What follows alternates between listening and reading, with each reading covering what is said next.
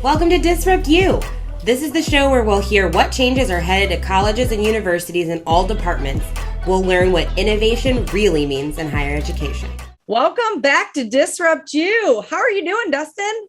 Oh, I'm excited. I'm excited because I have my perfect Halloween outfit picked out. I want to know what you're going to be for Halloween. I am going to be, trending wise, a midlife crisis billionaire astronaut. That's what I'm thinking. I think all these billionaires go into space. That's what I'm going for Halloween. What are you going as? I think you have too much hair for that. I'm shaving it. Okay. I think I'm going to be an Instagram reel influencer. Ooh. So, I'm talking messy bun, full on makeup, walking around with my coffee mug in one hand, my giant wine glass in the other hand, all my cricketed shirts. It's going to go viral. I can't wait. I love it. Hey, we've got an interview today, but I want to get your real quick take before we get into this interview. Okay, let's do it. Just this week, the Biden's Build Back Better package. The bill's going around money for roads and a whole bunch of different things, right? Spent a lot of money. It was originally going to be included in that. It was part of his campaign, his 2020 campaign of free community college. That is officially now off the table. No more free community college. What is replaced it, which is, again, it hasn't been approved yet, but what's being suggested as a substitute is a $500 increase of Pell availability. Right now, currently, the max is $6,495. So they're adding $500 on. What's your thoughts? No more free community college. What's your thoughts? I think I'm good with this plan. I think it gives a little more choice in terms of what you want to do with your Pell eligible. I think those are the students I'd be concerned most about in terms of cost and access to higher ed. If you want to do college, community college, $7,000, that's probably going to cover a year of community college at full Pell eligible. Even at half Pell eligibility, it'd still cover a big chunk. So the TLDR is I'm good with it. You would working at a 4-year university, you would be fine with it. All right. I see where your loyalties lie. I see how it is. Okay. What are we talking about today? Who we got on? Oh, I'm really excited. We are going to talk to a vendor that I have been working with for a little over 2 years. And they are in the AI space. And when I talk to vendors in higher ed, sometimes I get this cringy feel. Do you ever get that cringy feel? Yep. This vendor warms my heart. And part of the reason is the people that work for them. So I really love working with them. And when I say vendor, I think that's kind of a nasty, dirty word. And I would say they're almost partners. Like I meet with them every week, constantly evolving what we're doing. And so I'm really excited to hear more about their thoughts on AI in higher ed. And so I'm excited. We're going to be talking with Capacity today, and we've got 2 really cool guests. Okay, well, I am super excited to get into our guests today. And we have 2 really fun people from a company I have grown to love and adore. So I'm excited to talk to them today about what it is they're doing, and especially in the world of higher ed and innovation. And so today we have with us Sammie Stevens, who is VP of Customer Success at Capacity, and Dave Costenaro, who is the VP Chief Data Officer, sorry about that, at Capacity as well. So I'm just super excited to talk to you guys today, and I'd love for you guys to just quickly introduce yourselves, but I want to hear a little bit about what was your educational background and how did you get into the work that you're doing today? Yeah, so I'll start. Thank you guys for having us. I'm super excited. I've watched many of these episodes and have been following along, especially when Erin became co-host. Big fan of Erin. So I went to college, Missouri State University, so state school here in Missouri. Very traditional state school. Went for my 4 years, got a business degree. Didn't really know what I was going to do with that business degree. I would say what I learned in school is definitely not what I'm doing right now. I learned things like how to write a memo and things that are very outdated at this stage, but got into the professional software world. I've always been in customer success, joined Capacity about 2 years ago. Now we're, very focused on AI and the help desk space. And so I've learned a lot, and then started working with Maryville 2 years ago as well. So have been very heavily invested in education since then. We've gotten many more customers in the education space. And so it's been a really good learning experience for me. And ultimately, as you know, this made me think long term. I want to be a professor one day. So everyone mark that down. It's my 20-year goal here to go back to the education world because of my work with Maryville. But that's it. Dave? Cool. Well, hi, everybody. Thanks for having me on as well. Let's see. So I started school at Washington University in St. Louis, and I got a degree in mechanical engineering. And this inaptly named bundle, it was called PNP, and it was philosophy, neuroscience, psychology. It's probably an easier way to say that is just like brain studies, cognitive studies. So I got those, and then later I went to St. Louis University and got an MBA. And so I worked in some traditional industries, kind of using software, doing a lot of modeling, using data. So I worked at Boeing, doing simulations about structures and dynamics in there. I worked at Ameren, our regional electric utility, and did load forecasting and customer data and energy efficiency analysis. Did some consulting after that for a while. And then an acquaintance of mine from school, David Karandish, we were chatting and he said, hey, I think there's going to be something to this AI thing. You want to hop on board this startup that I'm putting together? And I was kind of hooked. David's a great salesman, so he sold me on the vision for it. And it's been a super cool ride so far. So, along the way, turning from using software to building software, I had to do a lot of continuing education. So I took all kinds of online courses to learn Python and machine learning and databases and cloud stuff. And so, that's an interesting thing that, I think for people listening, that's one of the things that I like to say is like, I was an outsider looking into the software and technology and AI. And, it just there's so much stuff out there as on-ramps to get into it. And it's not as hard and esoteric as it looks from the outside. But, just like getting after those resources is a really cool way to do that. And there's a lot of ways that make that accessible. So it's kind of my little story. Well, Sammie, Dave, thank you so much for being on the show. And I'm not going to take it easy on you. I want to give you the hard question to begin with. So the question basically is, when is AI going to do my grading for me? But it kind of leads you into this. Basically, we've talked about this on the show, that making higher ed more accessible, decreasing debt that is associated to higher education in general, and making those amazing professors. We're saying, I'm sure you're going to be an amazing professor in the future. How can we scale Sammie? So how can we do that? And grading, right? Grading is something that's that's the big barrier. The big barrier is grading. So the question to both of you, when do you think AI will take all grading, be able to complete all feedback, all grading associated to homework and assessments? Well, I can say first that Sammie is going to be an amazing professor. And if augmented with AI podcast, we got to move on. So, I think the answer, Dustin, is it depends on the subject matter. When we're talking about AI, often it's like, hey, it depends. But like in an area that's more subjective, like writing or philosophy or design, I think we're a lot farther from that. Like, there's not much that the AI algorithms can do for professors in that area to help them with their grading. But factual areas like math or science or history, you can set up some algorithmic ways to assess and evaluate and grade assignments, projects, work in that area, and with some pretty straightforward steps using existing technologies.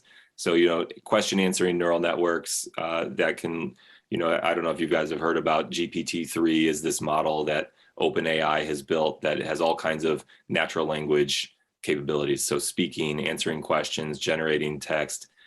These are the kinds of things that a neural network could do and say like, hey, I'm looking at a student's history paper and I'm comparing the facts versus the ones in a gold standard. And yes, they match up, but this one doesn't. And so can definitely put a dent in stuff like that. And then I love that. Go ahead. I say on the accessibility side, to Dustin's point, could create a bunch of net benefits for students. So if I want to take classes about public speaking and, I'm trying to do it as efficiently as possible, cost efficiently as possible, and there's AI out there that can listen to me speak, count my ums, count my likes, do all those things, provide feedback, that's a huge win, I think, for everybody, and something we should definitely invest in versus, some on the subjective stuff. So to Dave's point, like art, my kid was asking me the 1 millionth question the other day of his day, as he does every day. And it was about artwork. And I just realized, how do we, using AI on something like that, you can judge things like white space and dimensions and things, but how do you not stifle creativity? Because AI is based on a data model, right? So the data exists. So how do you not stifle innovation, creativity, and like moving forward, because you're relying on a data model that already exists or just something that exists to power what you're looking at right now? I was just talking to our grad assistant who runs tutoring here, and she was trying to find a solve for homework problems in physics and trying to help students quickly identify where in the problem they went wrong. Did they switch a negative to a positive? Did they do their math wrong halfway in between? And she said in the exam, the instructor actually goes through and will find the error and only subtract the points for your error. But in homework, there's not the time for the instructor to do that for every single homework assignment.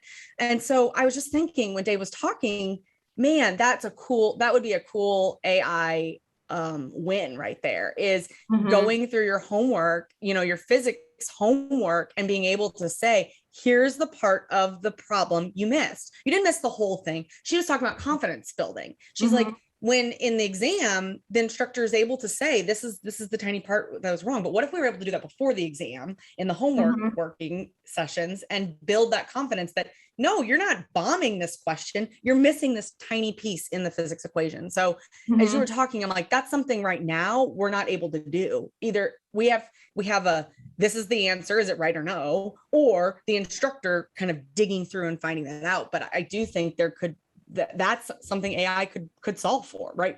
Probably right now or quickly. So. And that would be real time too. So like if we had real time ways to help tutor people, as they're going through their homework and they're not spending hours and hours and hours in this hole and they don't, have access to a real life human tutor, how can we provide ways that could help people work through those items? And, that's how you learn, you get better, you learn from your mistakes, but you have to identify those mistakes. Yeah, that's interesting. So, okay, I mentioned the GPT-3 model earlier. What the way that they train that is it reads the internet. It reads Wikipedia, it reads the New York Times, it reads just everything out there. And to power the computers to do this in the servers, I think I heard an estimate that it costs $100 million in basically electricity costs to train that model, just like crawling over the internet. And what it does is it creates the model of like, hey, when I see a word like this or a concept like this, it's next to words like this. And so it's all what they call unsupervised. So it just like reads through it all. Now, then what you can do with that is you can, what they call fine tune. You can take that model and fine tune it. And they did this with it generates code. And so I was playing around with their beta version of this. You go in there and say, hey, I want a web page with an orange square that I can hit. And when I hit it, like, a figure walks across from the side to side, and then it like says, congratulations, you pressed the button, or, whatever. Like you speak what you want the web page to be, and it like writes the code to do that. And so that was like this amazing instance of like fine tuning it. And so I think that, that's a really interesting use case. What you described, Erin, is if you were to take one of these models and fine tune it to be like, hey, this is the bot that grades, the math homework. I think that's a really neat idea. Well, Dave, if you're saying that tool is available to scour the internet, you just prove the fact that I will never be able to run for Congress due to what's available for my college years. So thank you for that. I know right. Running for Congress. Yes, that's why I'm going for professor, because I am in the same boat as that. My political career is already tanked. Don't regret it. Don't regret it at all. It was fun. It was fun. Yeah. Erin, I think you had a question. Okay, so next question or topic we're going to move on to is around staffing and AI. And I think this is probably in all industries, but specifically in like a university or college setting, how will AI change staffing? Do you want to speak to that first, Sammie? Do you want me to? Go ahead, Dave. Well, I think, in our experience at Capacity, we're seeing more jobs and roles evolve versus get replaced. The things that are getting replaced are the individual tasks. And so when you can get those automated, and you allow that person then to like scale and move up kind of the value chain of their list of tasks in their role. And so it's kind of, things are changing and evolving so fast with all this digital stuff, the way the world is changing. And so in a lot of ways, people are applying AI to just like keep up with the growth and the change and the evolution versus like just replacing, a one for one, like human for a machine. So that's what I think we see the most. Yeah. And I think that it's always a welcome idea inside of our customers. And we don't have any customers that come to us and say, hey, we want to do this because we want to, reduce our staff by 30%. No one has ever said that. They come to us and they say, hey, we want to make our staff more efficient and we want them working on more important things. So we live in this world now that's so admin heavy in our professional lives. I mean, you're constantly like the number of clicks every single day on your computer just to get through your job is unimaginable. You're checking your inbox, you're clicking on Zooms, you're taking off tickets. Like there's just so much admin stuff. And so everyone that says, that has this concept brought to them is like, oh, we can reduce, the admin piece of your job by 10%, 20%, 30%. It's welcome because then they can spend time doing stuff that it requires more thought. So the strategic stuff or, moving projects along, collaboration, things like that. And they're not just constantly, how many notifications you get a day just in your inbox. Like if we can just reduce that and instead of you saying approve and move that to the next step based on criteria, that saves you time in your day. What I like I do think this, go ahead. What I like is, I don't want to work at 1 o'clock in the morning. Right? As a human being, I don't want to work at 1 o'clock in the morning, but I also know that when I want to make a change to my Southwest airline, I want it changed at 1 o'clock in the morning. So like there's this connection where as a customer, I want it when I want it. As a worker, I don't want it. So I think that's where AI can fit in as well, where we say we have human beings doing these higher level approaches, but how we have to, just because we know I like it as a consumer, being able to have my situation fixed at any time of the day, we have to assume students want the exact same thing. And AI can do that and not burden, Erin with answering my phone calls because I hound her with phone calls all the time about how to use the software that we're using. So I think it fits that hole for sure. And I do think this reiterates the need for upskilling. So the need for continuing education, the need for higher ed to teach critical thinking and problem solving skills, because if we are going to eliminate task driven things within an industry, we have to have people reskilling to learn the tasks that AI can't, take off your plate, and the critical thinking, problem solving, strategic thinking, all of that I think is becoming so critical in our workforce. Mm-hmm. Absolutely. So I'd love to ask another question. And Sammie, I want to start with you. I want to use that business degree that you got way back when to start with this. And then Dave, I want you to jump, especially when you talked about having a startup mentality. So both of you probably know, I'm following this, that, COVID didn't start anything. It's escalated everything. That's kind of a beaten down saying nowadays, but there's a lot of money floating around in EdTech. A bunch of money floating around. There's a lot of acquisitions going on right now, a lot of funding for startups. What are you all thinking as far as capacity? It could be, locally to you all, it could be at the industry level, but how do you feel about all these ed tech acquisitions and building these behemoths? Blackboard and Anthology kind of came together. Like there's major players now in ed tech that are going to change the way of education in the future. What are your thoughts internally and externally about that? Sammie, what's your business hat say?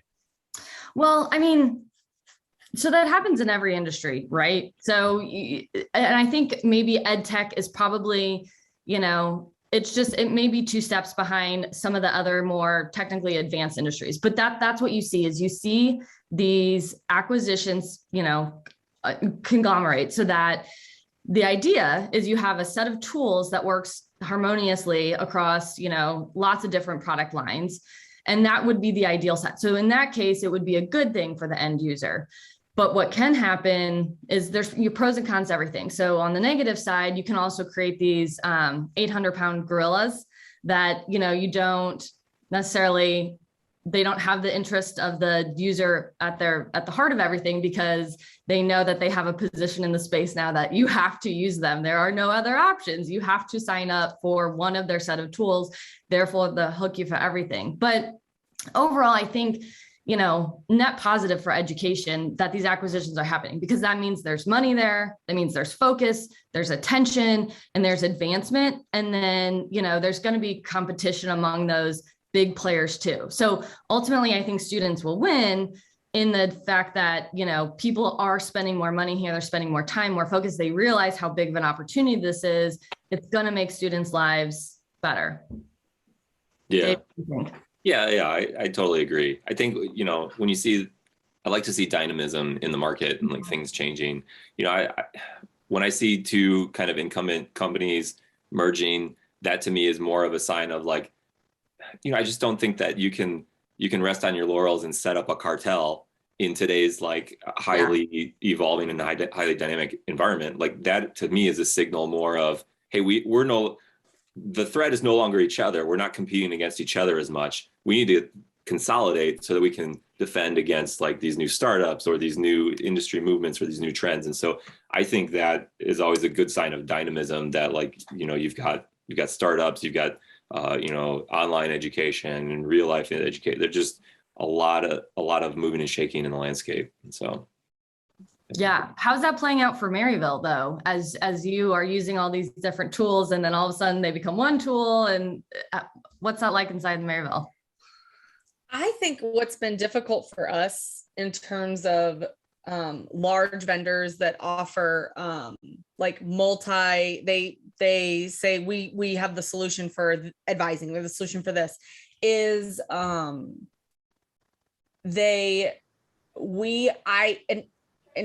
we operate, I think, a little bit differently, or we're trying to operate a little bit differently, and that sometimes doesn't fit into the mold of this giant product. And it's like the customization gets lost, and there's a way we do things that it's not in line with. Sometimes I've run into response time, even like I remember in terms of when we were very first starting with capacity, that used to be Jane, and we were thinking about, okay, how fast does a response get, and how fast does a ticket get worked, and we found a solution. But I remember in the beginning that was a hiccup of no, like we can't wait 2 days to get a response back to a student. Like we're talking 2 hours. And so sometimes I think the ways and the quirks and the things that are at the core of who you are as an institution don't always fit into those big, like behemoth systems or packages that you kind of lay over as this one-off. It needs to have this customization. And I think all tools are getting better about that. I mean, open APIs are happening. I mean, it's getting much easier to customize, but I think that's been something at least I've run into in the past.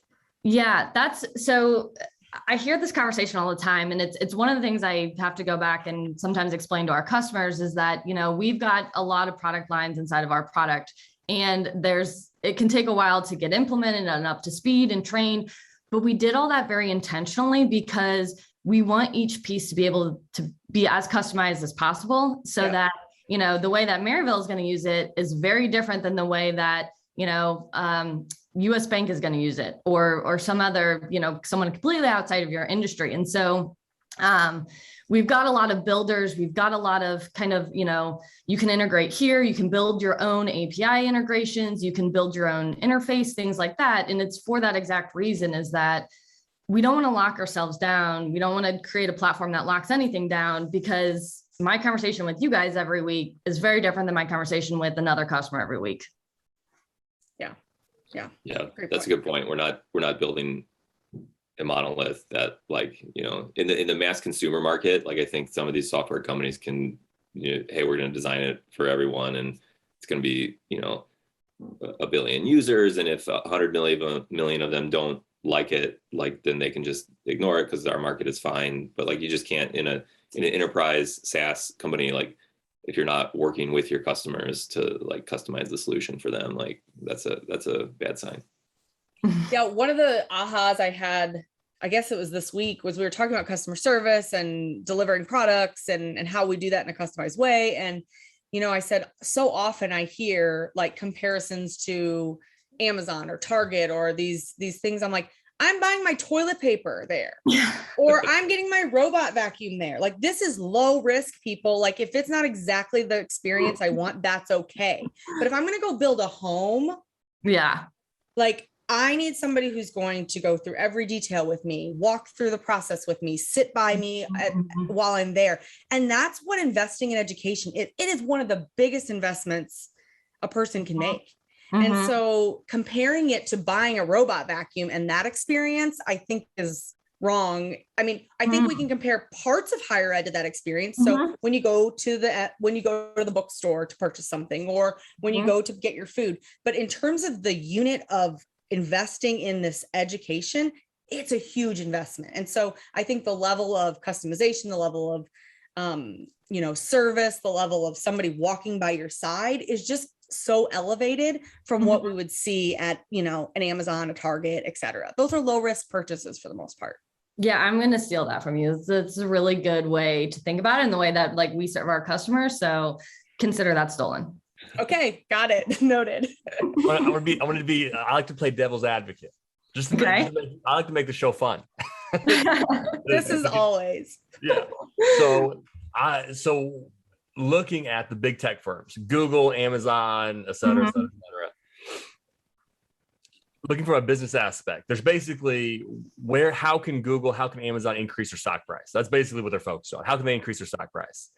At this point, for Google and Amazon to increase the stock price substantially, they got to go big whale hunting, right? You can't do something small. Like, it's not going to increase dramatically. How are you going to double, right? And the first is healthcare. And everyone's attacking. I mean, Amazon will be the largest healthcare provider, in my opinion, in 3 years. Not even like this is going to be a vast future, like 3 to 4 years. Apple is doing amazing things where their watches will tell you, right, immediately what's going on. But after that, after healthcare, that's the big whale. Education is the next one. Education is the next big whale. So if you're a Google, if you're an Amazon, if you're et cetera, and you're trying to double your stock price, healthcare is one area. Just below that, I think it's in second place, is higher ed, in the sense that what if Google partnered with an established university, right? Because I like what you're saying, that it has to have that human touch component. You can't just build like Google certificates is a thing, but there's a ceiling to that, right?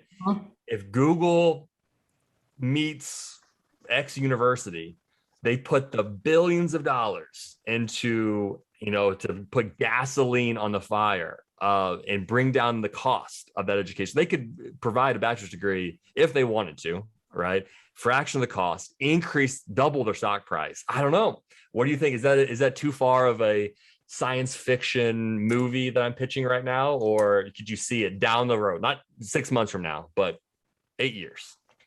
What do you think? Definitely not science fiction. I mean, we're talking Amazon and Google here. So I think their encroachment into any industry is inevitable. One other one I would put up there, though, is real estate. I feel like real estate is another big behemoth that they could easily take on. But sorry, to go back to education, Dave, what do you think? Are you going to get your PhD from Amazon? Well, what's that movie? Was it Idiocracy, where Costco was giving law degrees like way in the future? Yeah, I mean, Costco. I'd get my law degree from Costco. Yes. Right. But yes, I mean, so absolutely, like the amount of money that the treasury, that the treasury has created with like interest rates and quantitative easing, and B, that has flown so readily into these tech companies that make our lives easier. Take our money. Like this is what everyone is saying, like day in and day out. By voting with their dollars, or they don't even know, right? Like if you don't know what the product is, you're the product is an adage that people say about like this Facebook and Google, and they're kind of just making money behind the scenes doing their advertising thing. Anyways, yes, totally agree, Dustin, that those are the whales, and they will be going after them. It's interesting to think of how that will intersect with all the regulation, though, right? Like one of the reasons why those remain the whales is that it's a thicket of regulation to kind of get through into education, into even finance, and especially into healthcare. With HIPAA security laws and all that sort of stuff. I think that, what you were saying earlier, Erin, about it being so personal and so important, people, getting my toilet paper delivered by truck in a cardboard box is much less of an issue for me than like, having a medical procedure or, working with a professor to get an education. And so I think those will be a lot of thorny issues, but they will absolutely be going after that. I think also, like, so much of those items are just rife for scale. Like a professor, today you can go and listen on YouTube or edX or Coursera, or in the top professor, listen to their lecture, the top professor in the world on that topic for free, right? And so like that's the part that can scale very easily, but the part that can't is all the student support stuff. So like the tutoring, the mentoring, the coaching, getting the financial aid, walking through project assignments. And so I think that's where you need all these personalization techniques that AI can offer. Like, hey, a predictive risk score that says like, oh, this unit is very difficult for this cohort of people, and they're going to need this kind of support. And so we need to pair them with this kind of mentor. And that's where a lot of the blocking and tackling is going to need to take place, in my opinion. And yeah, I think a Google and an Amazon are very aptly prepared to do that if they, point their laser beams there. And if anything, COVID has taken that from 8 years to 5 years, or 8 years to 3 years. Like, what is a university anymore? It's an organization, but what made a university so distinct before was the actual physical university. You go to school, and now you don't have to go to school, just like you don't have to go to the office. So I think that has probably accelerated it in favor of someone like an Amazon or a Google coming in and having a much easier time completely transforming the industry than they would have, if this hadn't happened to all of us. Okay, I think that is a great segue into my next question, which is my last question, actually. And that is, what advice do you two have for colleges and universities that say, hey, we'd love to get into this AI game? How do we even get started? What's that look like? Yeah, so I mean, actually, we get this question a lot. And so I've just recently developed a whole framework for getting started with AI. I wanted to get something where you can facilitate it with a group of leaders at an organization in 1 to 2 hours to just like get them started and get them thinking. So kind of briefly, the 3 sections of that are: develop an inventory of your business processes. What are you doing? Then ideate on automation opportunities for those business processes. And then you want to give a rough estimate of the ROI and the risk associated with automating using those opportunities. And so with some simple math, some simple voting, the goal of that exercise then is to kind of rank order those opportunities and pick, a handful, 2, 3, 4, 5 of those that you can pilot in a short time frame, 3 to 6 months, get some results, and then you can kind of iterate from there. It's very iterative. Like you want to have an informed opinion of where to dip your toes in the water, and then kind of iterate and innovate from there. So yeah, I mean, that's what I would say for sure. Sammie, what's that? Yeah. And that's what I start off every implementation with, we need to pick a place to get started, and we need to get started like right now, by making progress. Opportunities and new ideas will reveal themselves. So, what may have made sense day 1, 2, and 3, we may have a different opinion on by month 3. But unbeknowingly, that's, what Dave just described is exactly how we got started at Maryville and how we continue to operate. Every single week we're making some sort of progress. And so, week by week, it can, the weeks can be long, right? But the months and the year is actually very short. And when you look back at the year, we've accomplished a lot. But what is so fun about working with Maryville and a bunch of my other customers is that everyone, comes to the day knowing that I know different things and I know more things than I did yesterday. And so the decisions we make and about risk level, and to Dave's point, it's all about iteration and being willing to innovate. So every day that we come and we know something different or new, we say, okay, what's the best decision to make today? How do we take this forward? And I think it's, especially at Maryville, we've come a long way in the 2 years that we've been working together. If we look back to where we started, to Jane, our little chatbot that I think was available to maybe 250 people, we now, we've got surveys going, we have workflows going, we have interventions with students, and we're constantly evaluating how are they doing, what's the risk associated with doing it this way, et cetera. We've hit that flywheel now that we're, a few years in, but it all started with just getting started. Like, get something out, a prototype out, learn from it, look at it, whatever we can do, and then we make the next decision to move forward. So agree with Dave. And then 2, you can hire Dave if you want to get started too as a consultant, because he's got this framework now. I love it. And, I think that's such a great way to explain what I would say is that it's not a light switch. You don't just turn AI on and it works. Like, AI is like this, it's this brain that you're constantly feeding and you're constantly getting it smarter. And like you said, every day we know more, so our AI brain gets smarter. So like, it's this constant building. And I think people get this wrong idea that like, oh, I'll just bring in a company, turn it on, and all of those daily tasks will go away. Well, yes, over a time span, yes, but it's not like a light switch, it's a dimmer, and we just, it gets closer and closer to on every day. And, but I love what you said, like, just pick a thing and get started. And that's, I think that's so important of, and the ROI too. Like, what's the task that's annoying you most that has the same answer over and over again? Like, let's get rid of that task right now. And then we'll move into more complicated ones. So yeah. Thanks so much. Yeah. Okay. Dustin, you got one more? Couple more?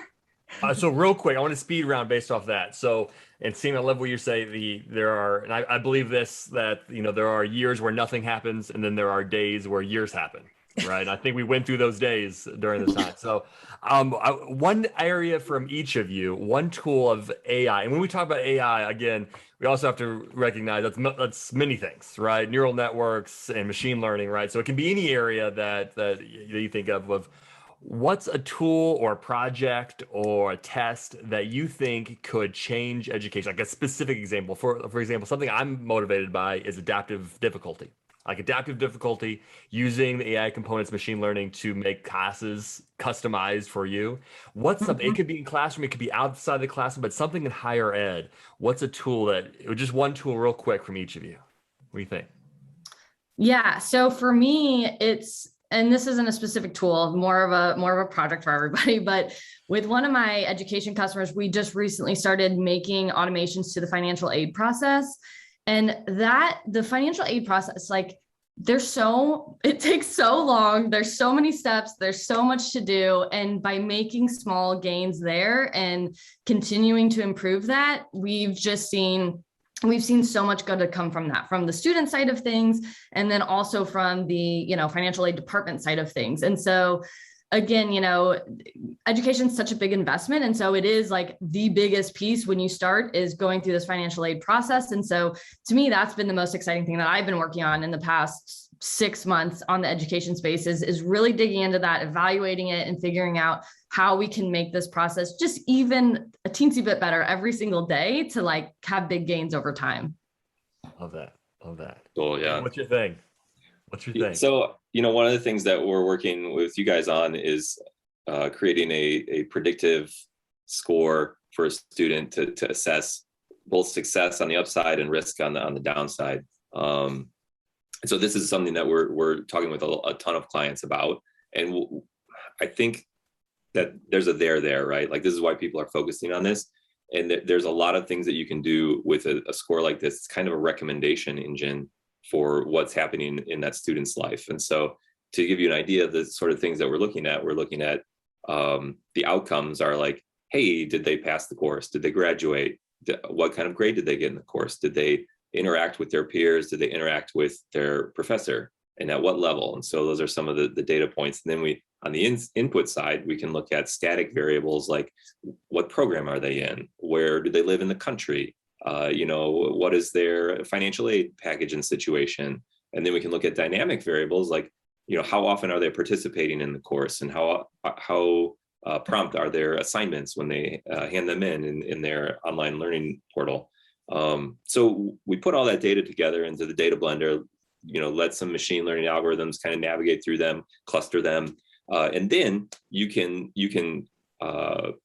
initiate interventions and say like, hey, it looks like this particular student is having a hard time this week with the problem set, or it looks like, hey, this student is 90 days from now in danger of dropping out or withdrawing. And so just to give, you don't want to like give these algorithms free rein to like start making decisions, but having a human in the loop that can look at those, and it's surfacing these insights, and then the professor and the guidance counselor, the student themselves, right? They can use this information that's more pinpointed and more targeted for what's happening in their life, and then adapt accordingly. So just increasing the amount of information that all of the actors have, using kind of some data analysis and risk scoring like that, I think is a really exciting development. I love that. It's like a dynamic factor analysis that just keeps like churning. Like I love it. Yeah. Sorry, Sammie, go ahead. Oh no, I just say it's the personalized education point that we keep coming back to is, when not every student's the same and not every professor is the same. And so recognizing the unique attributes to that professor, to the course, and to the student, and building a path that sets them up best for success. I mean, that's just a huge win for students, knowing that, they have a unique and custom tailored education process that might be different from the person next to them. Yeah.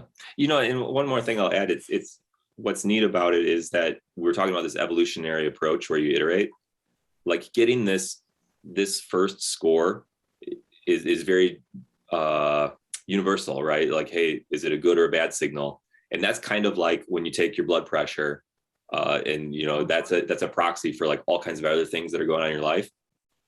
A year from now, 3 years from now, I think that we'll be at the point of taking like a very targeted blood test panel, right? So where you're looking at like, hey, how are you digesting iron, and what is your vitamin K level, and what is this level? So like we can develop new, more targeted metrics and scores that will look specifically at, how is your financial health? How is your major health? How is your minor health?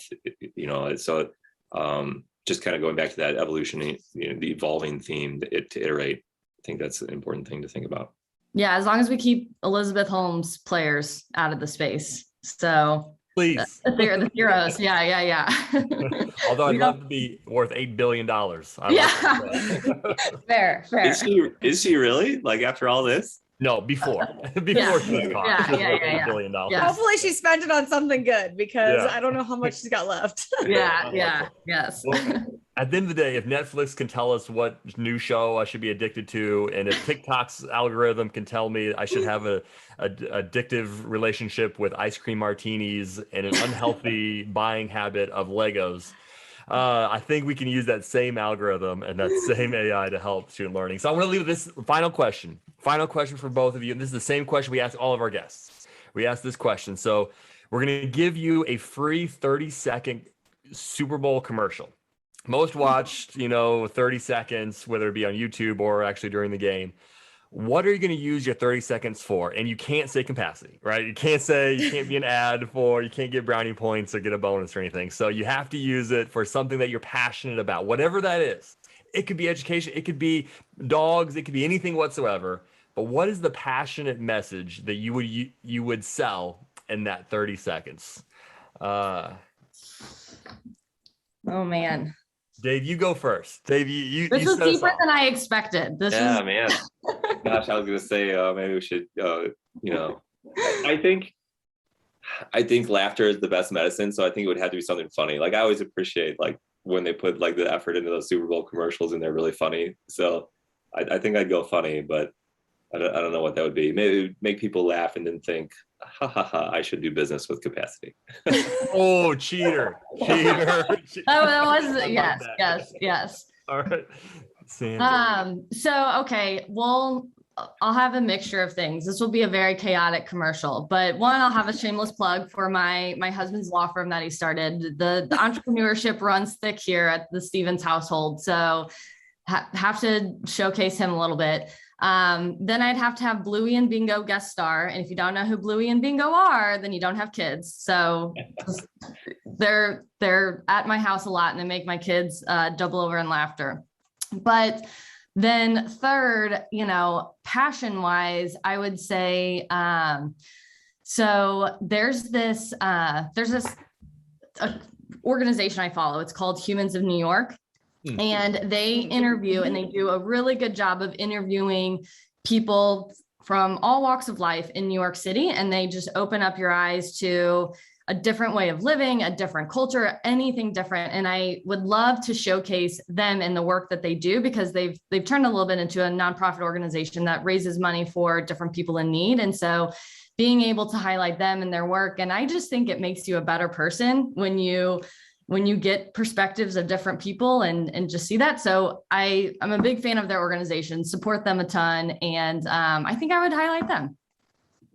That is going to take a creative marketing strategy. Yeah, it is. How do you get a law firm? Yeah. Bingo and Bluey. Dustin's got connections in this area. I don't know. Someone could be up to the job though. I feel it. Thanks for listening to Disrupt You. Have a question for the host? Just send that over to Dr. York via Twitter at Prof D York, and it could be featured on the show. We'll see you next week for another dive into the future of higher education.